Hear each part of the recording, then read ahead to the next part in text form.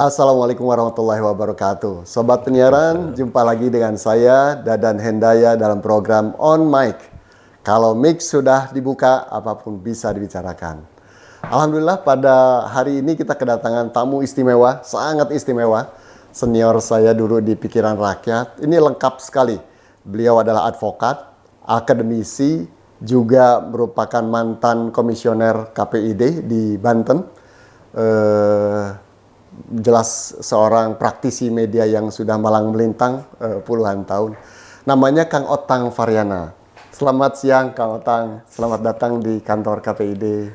Selamat siang Kang Dadan, dan selamat siang juga ke semua pemangku kepentingan yang sedang menyaksikan.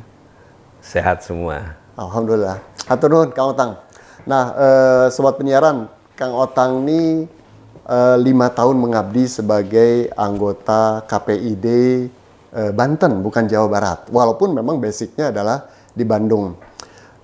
Kita pengen tahu nih, Kang, kenapa sih Akang sekian puluh tahun ada di Jawa Barat, tiba-tiba menjadi anggota KPID-nya di Banten, bukan di Jawa Barat, pada tahun 2006 ya, kalau tidak salah. Mungkin 2006 bisa diceritakan tuh, Kang? Ya kira-kira ya.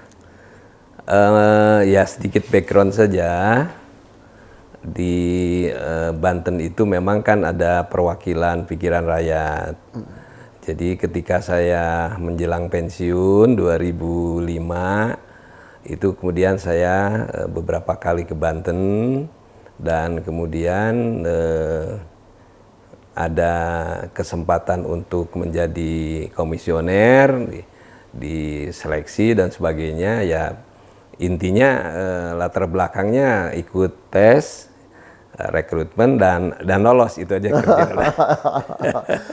Kenapa bisa Banten? Kenapa Akang tidak katakanlah mengabdi di Jawa Barat, tempat yang memang sehari-hari Akang berada? Oke. Ya pada saat itu memang Jawa Barat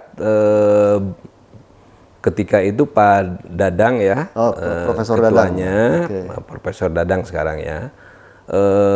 Masih dalam waktu berjalan. Sudah dan berjalan. Belum ada rencana rekrutmen pergantian komisioner.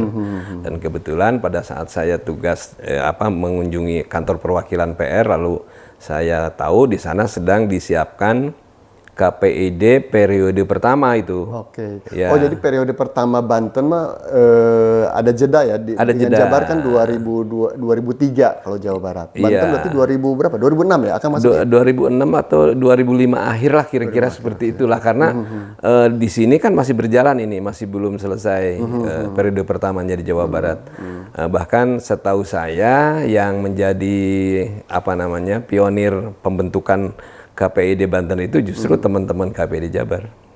Ikut membantu pembentukannya. Oke. Karena memang beberapa lembaga ketika terjadi pemisahan antara Jabar dan Banten juga kan pada waktu itu ya, sekitar tahun itu ya. Iya, betul. Betul. Nah, sobat penyiaran, memang harus diakui Kang Otang ini adalah salah satu pionir orang media masuk ke KPID. Ya, termasuk saya adalah salah satu unsur dari media yang, karena sebagian besar kan KPID diisi oleh teman-teman akademisi sebagian besar. Nah, apa pembeda Akang ketika menjadi komisioner di Banten nih, Kang? Di tengah enam komisioner yang lain juga kan akademisi setahu saya. Setahu saya, seingat saya memang 6 orang kawan-kawan saya itu backgroundnya ya akademisi ya. Tidak ada dari mungkin pernah di media elektronik, nggak ada juga. Ya kecuali saya dari media non akademisi. Tapi waktu itu saya kan juga merangkap jadi dosen juga. Jadi mungkin juga pertimbangannya karena latar belakang ada akademisinya juga, gitu. Mungkin ya gitu. Akang waktu itu terakhir ngajar di mana? Di Widyatama atau ada beberapa perguruan tinggi? Ada beberapa. Saya waktu itu saya pernah ngajar di Jakarta. Lalu di sini Jakarta sama di sini aja. Kalau di sini di Langlang Buana ngajar, dulu sempat ngajar. lalu di Universitas Al-Masum waktu masih belum jadi universitas, dan di Widyatama. Dan Widyatama termasuk yang paling lama ya, sejak pensiun ngajar itu, karena kan saya mungkin kompetensinya bukan hanya sekedar jadi pengajar, tapi karena kompetensi saya sebagai advokat itu, lalu kemudian saya diminta untuk menjadi advokat tetapnya lah di sana, di Widyatama, untuk di yayasan, Widyatama. untuk universitas sampai sekarang. Ketika menjadi komisioner, udah menyandang advokat juga? Sudah. Udah ya? Sudah. Oke. Ada kasus-kasus yang rame itu Kang di Banten waktu itu yang terkait dengan aspek hukum? Relatif tidak terlalu banyak sih kalau kasus hukum, karena memang kan sederhana lah. Dulu di sana saya bagian bidang perizinan, sekarang namanya apa? Gitu? PKSP. Ya seperti ya, Kang Dadan sekarang betul, ya, betul. Kang Dadan kan sama seperti itu. Sehingga basic pertimbangan itu selalu berdasarkan kepada legal standing yang berlaku, dari Undang-Undang 32, lalu peraturan pemerintah dan seterusnya gitu. Sehingga relatif yang agak ngotot ternyata nggak ada gitu. Ngotot perbedaan pendapat, tapi saya saya bawa ke masalah legal standing yang ada, ya biasanya dia nerima gitu. Kalau tidak salah akan juga pernah menjadi pengacaranya KPID Jawa Barat tuh, lagi zaman Prof Ati ya. Prof Ati, waktu Prof Ati. Bisa cerita apa sih, Kang? Ya, duduk perkaranya sih sederhana, masih diingat, cuman subjeknya saya sudah lupa. Jadi waktu itu saya dapat pemberitahuan dari Ibu Ati berdasarkan informasi dari Pak Dadang juga, bahwa KPID Jabar digugat oleh salah seorang pemohon perizinan karena dengan alasan yang tidak jelas gitu ya, menurut penggugat. Alasan kemudian karena itu gugatan masuk ke PN Bandung, Ibu Ati memberikan kuasa hukum kepada saya dan 2 orang rekan saya untuk mewakili KPID Jabar dalam proses penanganan gugatan itu. Tapi tidak sampai kepada proses pemeriksaan perkara. KPID sebagai tergugat dan penggugat sepakat untuk menyelesaikan persoalannya di tahap mediasi, tahap mediasi. Lalu kemudian yang bersangkutan mengulang permohonan ya, pengajuan permohonan ya, ulang. Dengan beberapa persyaratan yang disampaikan, persyaratan tambahan yang disampaikan oleh KPID Jabar. Dan seingat saya, karena itu sudah bukan ranahnya saya lagi, tapi seingat saya itu akhirnya sampai kepada proses FRB kalau nggak salah.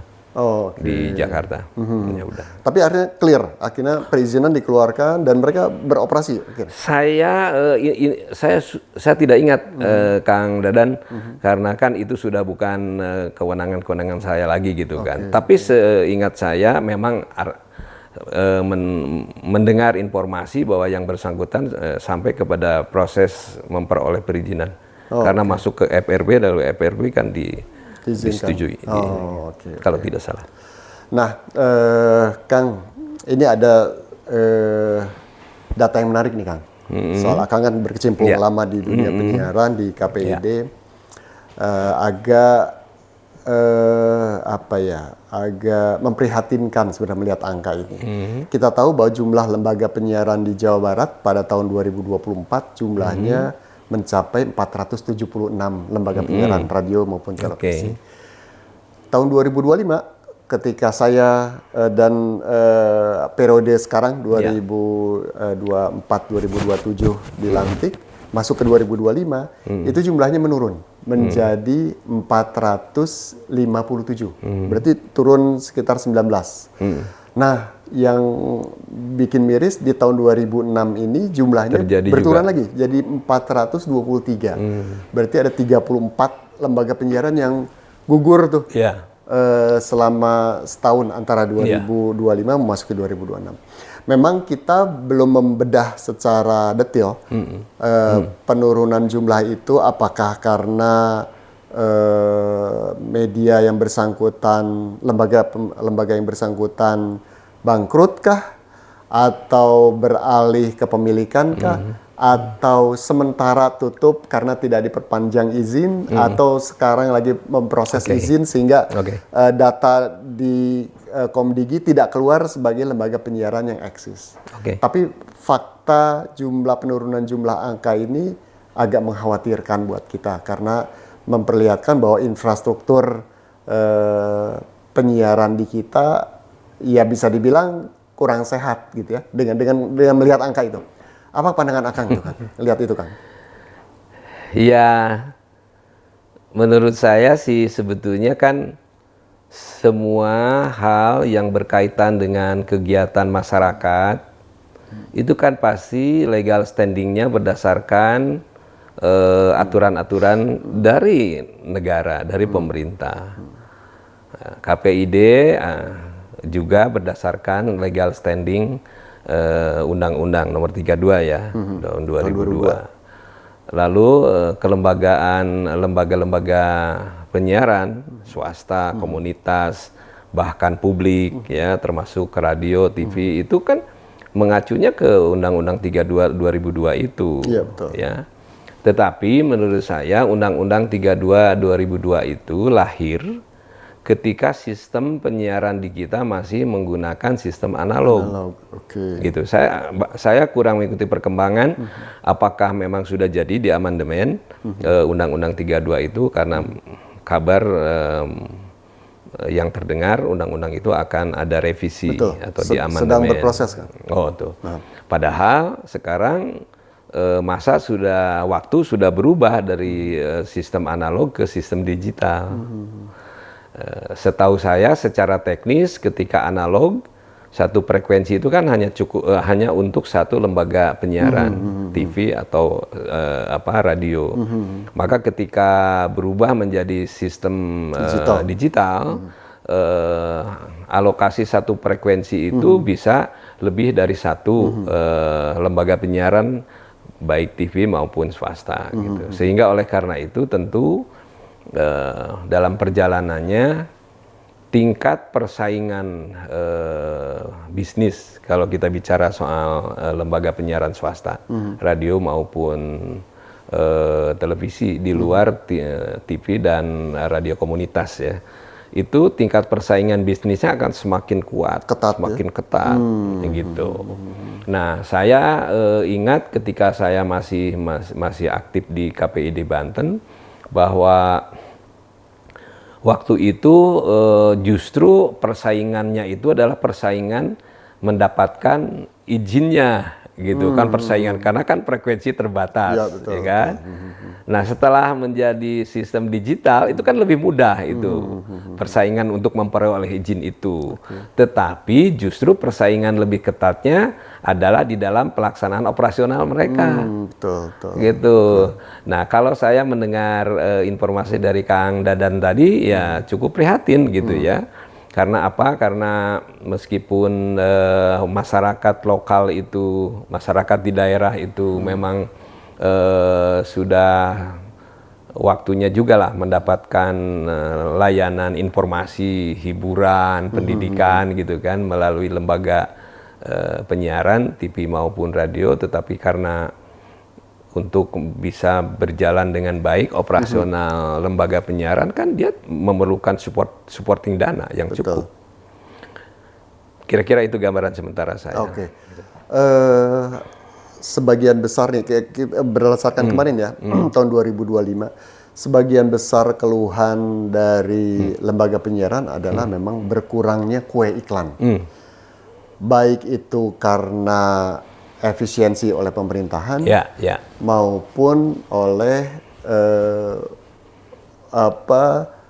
begitu dikjayanya media sosial. Artinya sekarang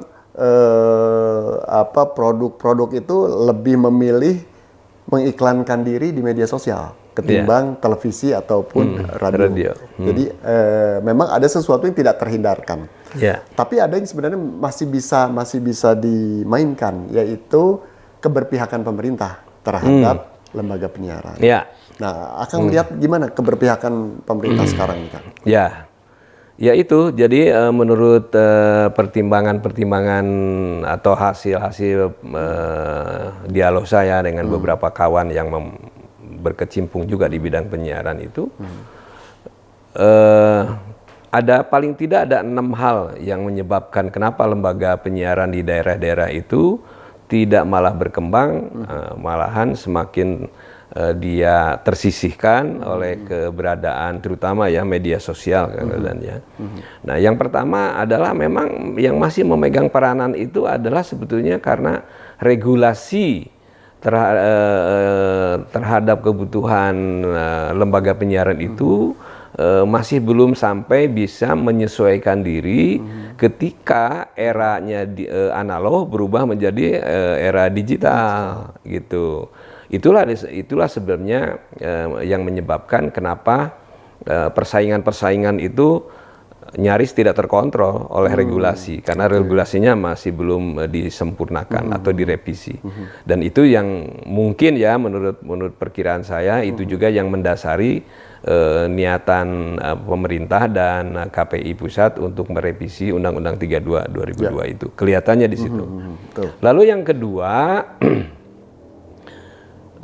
sebetulnya yang paling saya soroti ketika saya di KPID itu adalah kesiapan lembaga-lembaga pendidikan di daerah-daerah ya untuk juga menyambut peluang outputnya, lulusan-lulusannya ya dia dapat berkiprah di lembaga-lembaga penyiaran di daerah masing-masing. Ini yang kurang tersentuh. Sehingga oleh karena itu lembaga-lembaga penyiaran daerah itu secara teknis ya gitu manajemennya itu kurang memiliki ya.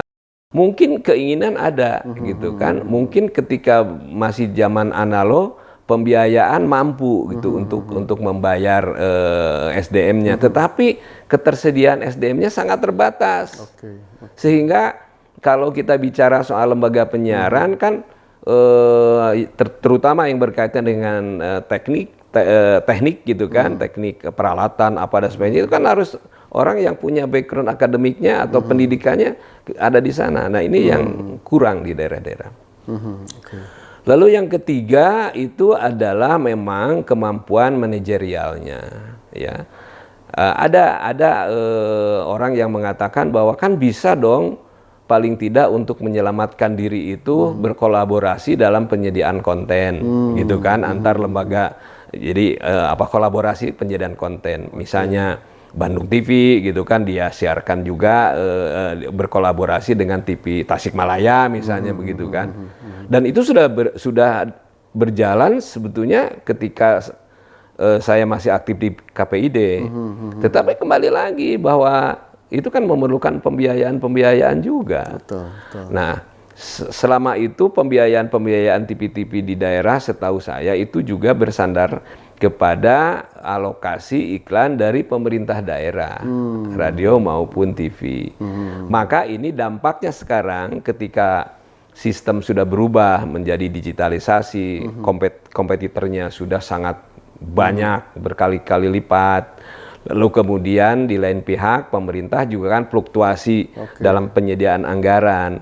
Berarti ini yang pemerintah ini poin keempat nih, udah masuk keempat. Iya, jadi terjadi ketika pemerintah mengetatkan anggaran, maka dampaknya adalah terhadap ketersediaan kesempatan bagi para lembaga-lembaga penyiaran daerah untuk mendapatkan bagian pendapatan dari iklan. Kue iklannya kurang. Itu. Nah, lalu yang lain Kang Dadan yang justru menurut saya kalau dari aspek bisnis ini yang sangat mengganggu teman-teman lembaga penyiaran. Saya kira kalau untuk lembaga penyiaran yang berskala nasional ya di pusat, mereka tentu dia punya kapasitas permodalan, ketersediaan dana yang cukup. Tapi bagi lembaga-lembaga penyiaran yang tidak seperti itu, maka ini menjadi masalah, yaitu adalah ketika munculnya era yang masif mengenai media sosial. Gitu. Media sosial dengan berbagai macam hal yang sesungguhnya sebelumnya masyarakat bisa melihat dari tayangan TV dan radio. Sekarang dia lebih melihat dari situ. Karena apa? Karena di HP sudah langsung bisa buka. Betul. Itulah yang dialami oleh lembaga-lembaga penyiaran di daerah, sama analog terjadi dengan profesi kita di lembaga media cetak. Kan sekarang kan, aduh, Kang Dadan kalau lihat di PR, walaupun saya masih di PR loh, saya masih diminta oleh manajemen untuk jadi ombudsman. Oh, sekarang di ombudsman di pikiran rakyat saya. Baik di digitalnya di PRMN maupun di harian pikiran rakyat. Tapi ya, aduh, kasihan deh. Di media digitalnya pada awal muncul tahun 2020-an sekian itu memang luar biasa itu boomingnya, luar biasa. Nah, tapi kan itu tergantung dari algoritmanya Google. Algoritma Google semakin lama dia semakin ketat gitu, sehingga yang disebut pendapatan media-media online yang bersumber dari dari Google itu semakin lama makin sedikit gitu. Nah, itu yang saya kira kemudian perlu memang mungkin oleh KPID bersama-sama dengan lembaga penyiaran dicari akar permasalahan yang sesungguhnya apa, lalu kemudian solusinya harus seperti apa. Nah, tadi kalau nggak salah baru 5 tuh, Kang. Mulai dari manajerial, SDM, medsos, pemerintah. Keenamnya akan kalau nggak salah sebut 6 poin tuh. Iya, ada paling tidak ada 6 poin itu, termasuk itu ya, regulasi yang terakhir, tidak menyentuh. Lalu kemudian ada manajerial lembaga penyiaran. Lalu kemudian kehadiran media-media lain. Nah, lalu yang lain itu saya bilang tadi bahwa regulasi lembaga penyiaran yang ada itu kan masih berdasarkan kepada era di analog 2002. Sementara sekarang sudah digital. Wah, itu kalau tidak hadir secepatnya negara gitu kan, ya mungkin bagi banyak berguguran, semakin akan lebih banyak berguguran. Sementara orang untuk membuka channel YouTube misalnya gitu kan, nggak perlu izin apa-apa. Coba bayangin, dia tidak tersentuh oleh regulasi. Makanya kan ada yang peribahasanya itu kan ada, kalau saya lihat ada channel YouTube mana gitu, ada channel YouTube TPA gitu kan, padahal itu dia untuk menyamarkan saja bahwa seolah-olah dia itu adalah lembaga penyiaran TV gitu, tapi berupa media sosial. Ya, memang, betul. Jadi terjadi persaingan yang tidak seimbang. Artinya lembaga penyiaran harus dibebani PPN, PPH, perizinan, dan lain sebagainya. Sementara mereka yang ada di media streaming gitu ya, begitu leluasa tanpa harus membayar pajak, mereka bisa mengeruk uang dengan jumlah yang signifikan. Dengan peralatan sangat sederhana gitu. Nah, sekarang kamera-kamera gini aja udah selesai. Kalau kita TV studio kan, waduh, luar biasa, mahal banget. Itu Widya Tama hampir kejebak itu, walaupun hanya dalam kaitan permohonan TV komunitas ya, TV komunitas gitu. Oh, punya TV komunitas sekarang? Enggak, sampai dengan kelayakan, tinggal menunggu FRB aja, gitu. Waktu itu karena ada moratorium, lalu dihentikan. Setelah digitalisasi muncul itu kesempatan gitu kan, tapi kelihatannya ya saya menyarankan ya udahlah, nggak usah lah, saya bilang gitu kan. Ini juga kembali lagi kepada masalah sumber daya juga. Kalau sumber daya nggak ada, nggak bisa kita rekrutmen orang untuk jadi pegawai administrasi. Dosen sekalipun belum tentu dia bisa menjalankan manajerial sebuah lembaga penyiaran. Karena waktu itu saran saya bilang ya, lembaga penyiaran komunitas sekalipun, TV komunitas sekalipun, kalau dia ada pada sebuah lembaga pendidikan yang kelasnya katakanlah kelas menengah ke atas, ya masa cuman asal jadi gitu kan. Karena saya pernah melihat ketika salah satu universitas negeri ya, lembaga pendidikan tinggi negeri di Provinsi Banten mengajukan perizinan ketika saya tinjau gitu kan ke apa namanya mengunjungi lah gitu kan. Aduh, prihatin lah, studionya cuman kayak warung gitu kan. Aduh, tapi ya boleh saya lihat semangatnya lah ada tinggi, semangatnya tinggi. Kira-kira itu. Kalau di daerah memang apalagi radio-radio ya di daerah, ya kalau kita berkunjung ke daerah memang banyak yang ya secara infrastrukturnya juga seadanya aja gitu, memang cukup memprihatinkan. Tapi gini Kang Dadan, waktu itu kan memang mungkin ya suasananya 2002 ya, 2002 itu kan dari 99 ya 3 tahun ya, 3 tahun setelah reformasi baru lahir undang-undang penyiaran kan gitu. Malahan semangat untuk memiliki lembaga penyiaran itu sangat tinggi, sangat tinggi. Seingat saya bahkan ketika reformasi baru berjalan ya mungkin 1 tahunan itu kan muncul juga walaupun itu hanya lewat pemberitaan, yaitu lembaga-lembaga penyiaran asal jadi itu kan di Banyuwangi misalnya. Dia hanya lulusan STM ya elektro, lalu kemudian dia buka servis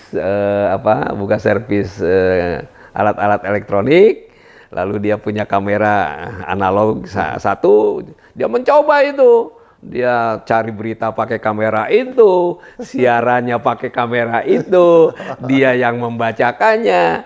Padahal dia nggak punya background jurnalistik nggak punya. Apa adanya saja, seperti halnya sekarang medsos itu, kan mereka sebenarnya sama dengan kerjaan jurnalis itu. Tetapi karena tidak ada regulasi yang mengaturnya, ya semau-maunya aja. Hanya undang-undang ITE lah yang akan memagari gitu. Nah itulah yang kemudian bermunculan kemudian keinginan untuk memiliki lembaga penyiaran, TV, radio. Maka lahirlah undang-undang ini 3 tahun setelah reformasi. Sekarang sih banyak justru lembaga-lembaga penyiaran yang pengen ngejual radionya. Mengalihkan perizinannya. Mengalihkan kepemilikannya. Dulu harganya mahal kan, perizinan dialihkan tuh. Sekarang, waduh, orang nggak mau. Dimurah mareh aja dikasih udah. Nggak mau. Jadi memang ada kesalahpengertian juga, Kang Dadan, di dalam kaitan perizinan itu. Dalam Undang-Undang 32 2002 maupun peraturan pemerintah kan jelas menyebutkan yang paling inti yang sering dianggap sederhana tetapi itu memiliki legal standing yang sangat kuat itu adalah dalam 2 hal. Satu, permodalan kan tidak boleh menggunakan permodalan dari asing, dari luar. Lalu yang kedua misalnya adalah bahwa tidak boleh ada jual beli perizinan, dilarang itu. Tetapi kan orang Indonesia pinter-pinter lah gitu kan mencari celah gitu kan. Ini nggak dijual, ini cuma dialihkan saja gitu dari PT Anu ke PT Anu. Padahal kan itu ada transaksi di belakang layarnya. Ada transaksi di belakang layar gitu kan. Nah, orang Indonesia pinter-pinter. Mengakali. Mungkin ya karena satu latar belakang saya adalah seorang jurnalis, seorang wartawan, lalu kemudian saya juga adalah seorang advokat. Saya kadang-kadang menyambung-nyambungkan gitu kan temuan-temuan atau tafsiran-tafsiran saya sebagai jurnalis, sebagai wartawan dengan tafsiran saya sebagai advokat yang lebih dari aspek hukumnya sama.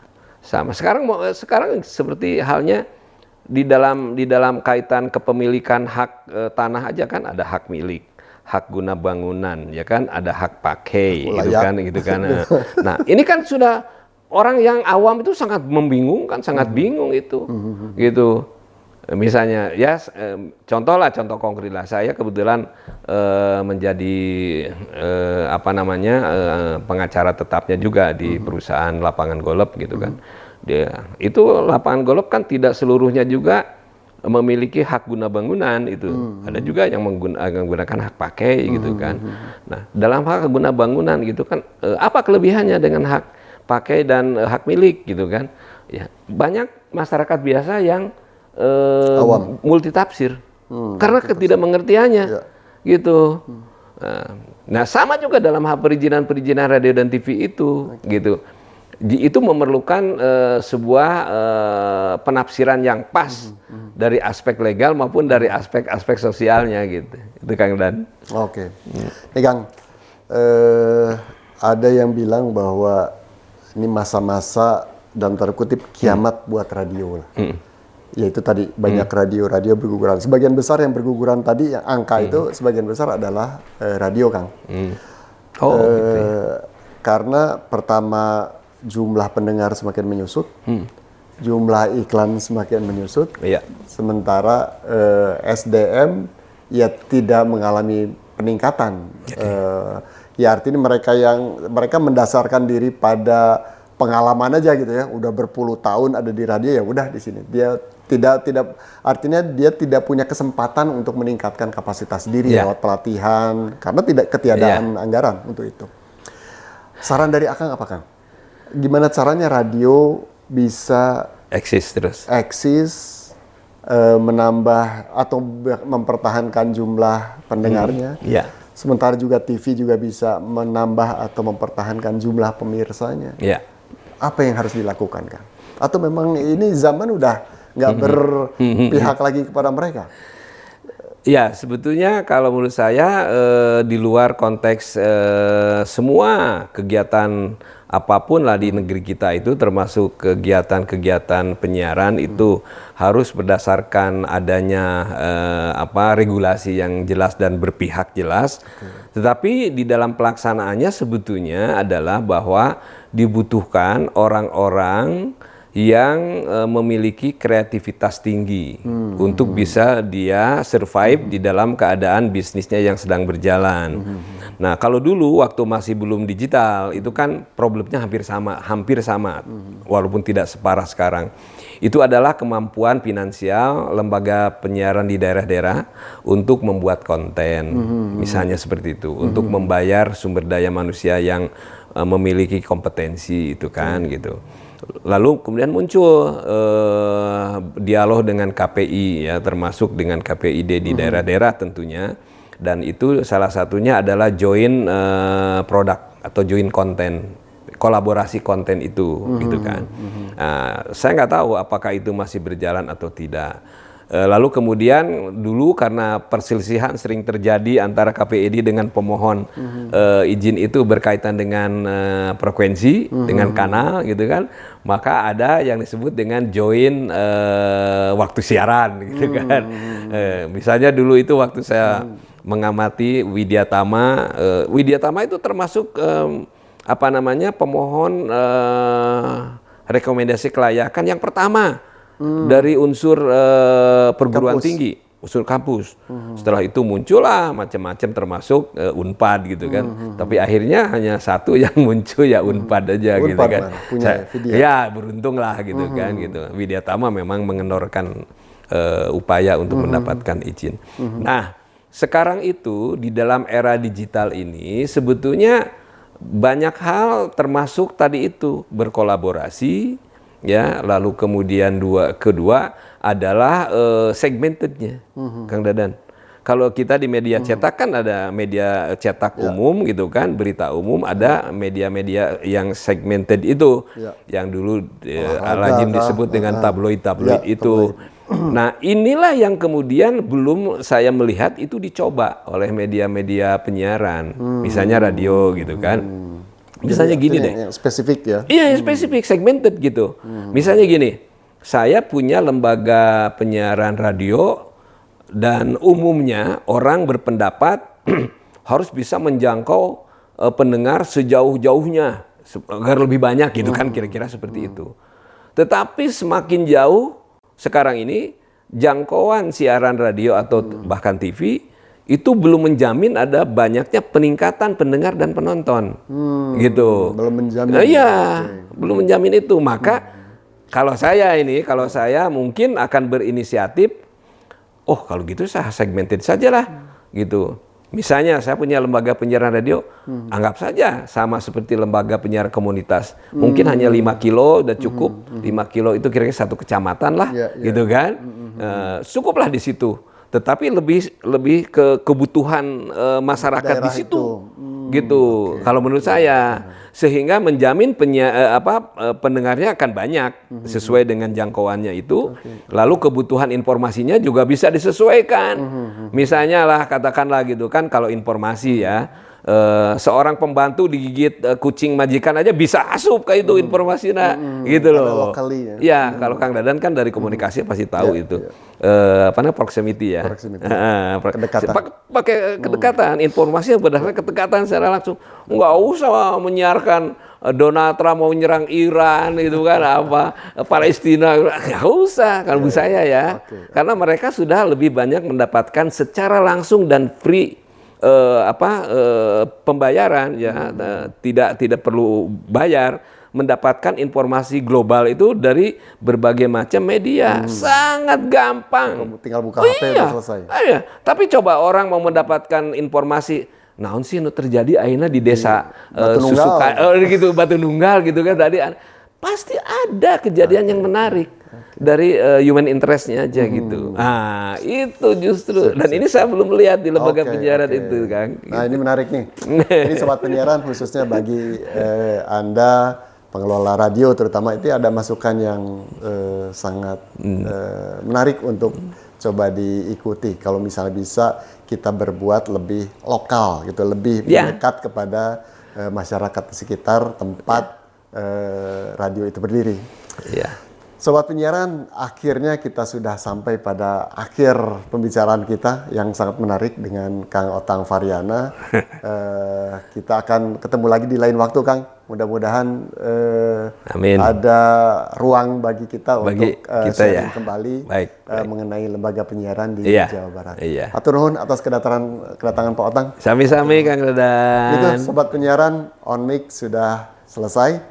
Semoga apa yang kita diskusikan bisa bermanfaat luas bagi kawan-kawan lembaga penyiaran maupun pemirsa sobat penyiaran pada umumnya.